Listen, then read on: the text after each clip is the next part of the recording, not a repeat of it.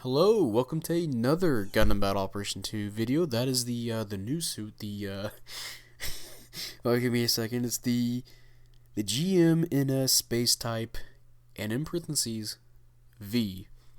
Yeah, basically the Night Seeker space type, even though you can use it on the ground.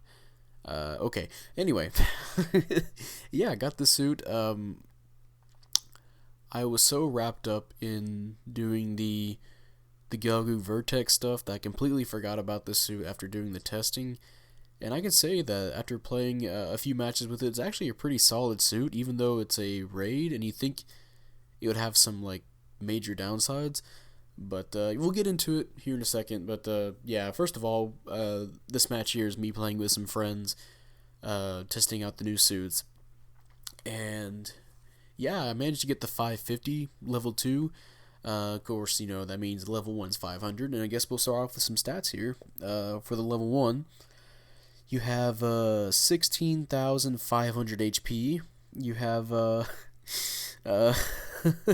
5 ballistic resistance, and then 24 beam resistance, 25 melee resistance, then 20 range strength, and then 30 melee strength.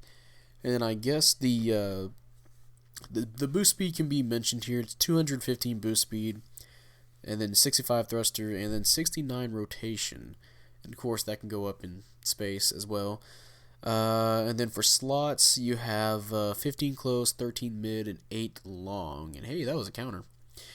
Yeah, as you can see, the ballistic stat is really low.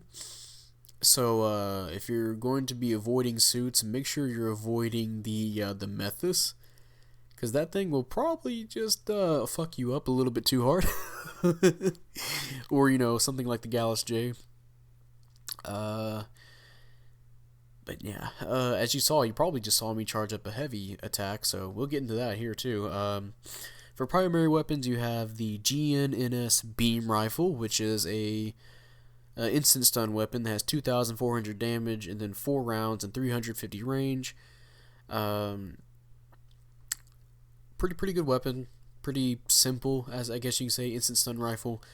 Or you can switch that out for the Fayadine rifle, which has 2,000 power, 50% heat rate, 450 range. Basically, kind of a sniping suit, obviously. Just the regular Fayadine rifle you see on the suits like the Humbrabi, which makes sense because I believe the same pilot that pilots the Night Seeker V pilots the or used to pilot the Humbrabi. But yeah, you get that, which it should be obvious because this thing uses the Sea Serpent too. We'll get into that as well. But yeah, you can use the Fayadine rifle, and it comes with the melee weapon as well, which I'll go ahead and bring up the melee for it, which is 2,400 damage. And then you have the GMNS Beam Saber, which is 2,200 damage, and that has the heavy attack on it. And you have to be careful because that's your only, I say your only melee weapon, if you don't have the Fayadine rifle. And if you want to count the Sea Serpent or not. But yeah, pretty decent damage. I guess a little bit low for a raid because some raids have like 2,500 damage, but it's fine because you get a heavy attack out of it as well. And of course, it's got like a Federation downswing, so can't beat that. For secondary weapons, you have the Jagan VP system, which is the Vulcan pod, it's got a really big fin on the Vulcan pod. Like you can kind of see it in between my backpack. You see something that looks like an antenna, which it might be an antenna, but it's right where the Vulcan pod is, and it's fucking massive. Damn, 4,000 damage downswing, nice. Yeah, 90 power, 60 rounds, 180 range. They're not bad Vulcans at all. They still do decent damage to generals. I say decent. They're not, the best thing to use against generals, obviously, but still some decent damage, and a lot of rounds. Fires pretty quickly. Then you have the Sea Serpent, 1,600 damage. It's the Sea Serpent, which, yeah, you just hit somebody with that and they get heavy staggered. So pretty useful. Might be less useful for space, but that depends on how accurate you are. I know some people are really good with the sea serpent. They can make suits like the Marisai look really OP. Then you have the GMNS shield missile, which does 400 damage, has 4 rounds, and 250 range. And they're a little bit different from the Jagan shield missiles, where the Jagan, I believe, shoots them one at a time. This one shoots 2 at a time. And actually, I think I might be able to use them right here. Yeah, it looks like 2 at a time. Oh, that poor Nemo, the poor Nemo, man. He was like, "No, please," and I just finished him off anyway. And yeah, I believe it takes all 4 of those shield missiles to hit. They're by far my least favorite weapon on this suit. They remind me of the Jagan's shield missiles. They're just kind of slow to hit, hard to hit, unless you're really, really close range. But you know, if you miss some of those, you can use your Vulcans if you want to try and get a stun off with that, or maybe shoot your Phaeodine rifle if you have that equipped. And then you have a shield, which is the shield, 4,000 HP, and it's considered a large size shield. And yeah, for skills, you have balancers, you have Ambac level 2, which I guess I can mention this now, that's a new skill where all the suits that didn't have Ambac have Ambac, and all the suits that used to have Ambac 2, which means after you enter cruise mode after boosting, not only will you enter cruise mode, you know, after boosting, you also turn faster. You have better rotation. And then you have maneuver armor level 2, force injectors level 2, melee combo controller level 2. Then you have a dodge roll. And oh, I didn't know this. It has shield break stance. That means if your shield breaks, which I guess that might have happened here somewhere, you won't get stunned, which is nice. That's what the Mark V has, I believe. And then you have, it has marker as well. Cool. And then, of course, the heavy attack. And then assault booster and blast stabilizer. So, pretty good set of skills. And honestly, playing this suit, there's a obvious weakness from mentioning all this, is that it has 5 ballistic resistance, which I guess we're going to the negatives, which there's hardly any I can think about for this suit, honestly. It's a really solid raid. It almost feels like a general with how solid it plays. It feels like what the GM Quell should have been.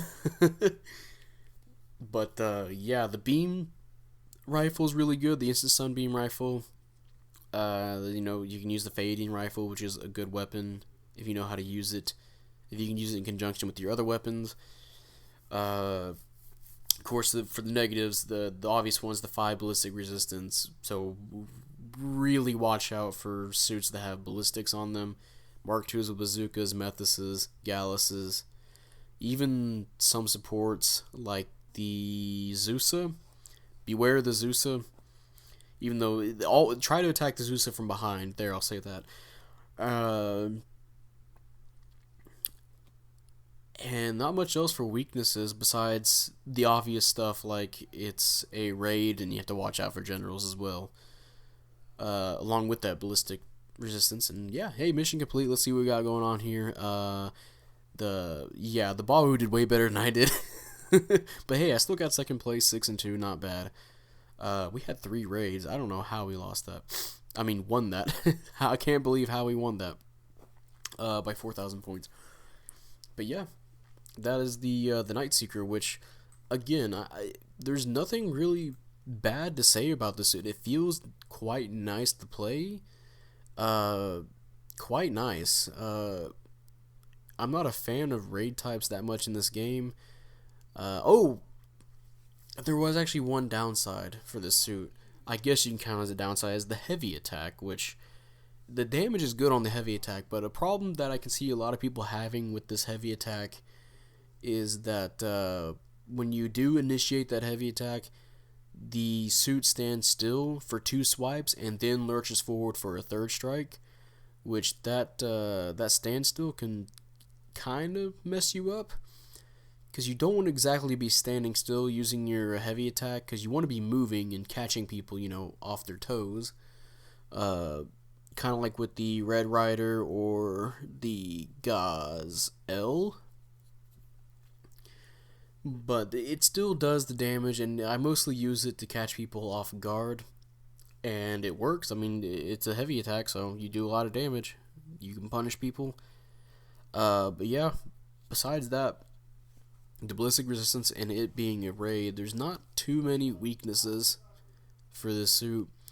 And again, I have to say it's a very solid suit, and yeah, I can say I actually kind of like it, even though I'm not a fan of raids that much in this game, because the game's latency likes to fuck me over a lot. But yeah, I think that'll be it for this game, this video. If you guys enjoyed this video, leave a like, subscribe if you want. I'd really appreciate it. And this would be the first out of 3 videos I'm going to make for the space update, because we have this suit that came out, not the almost said the Gelgu, the Gelgu Vertex, and then I want to make a video on the space update as a whole, like the map and the suit changes, which I believe would be interesting because you get to see a lot of differences that have happened.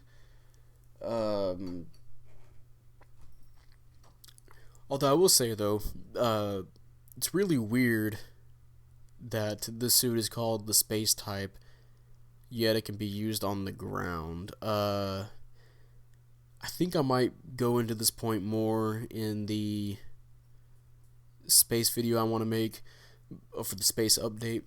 But yeah, the devs really want people to play a lot more space, but for some reason they just all the suits they made, the new suits to promote that, they made them usable on the ground as well. So it's like, okay, so what's the point?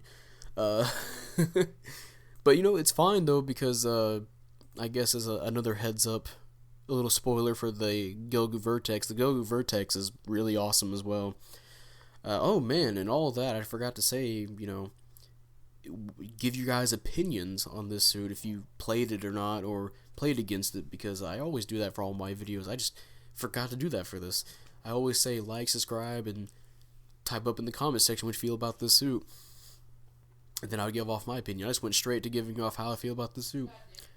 Really messing up. But yeah, I guess with that, I will see you guys later, and I'll try and get that Gelgu Vertex video out faster, and then the space video as well. And yeah, bye.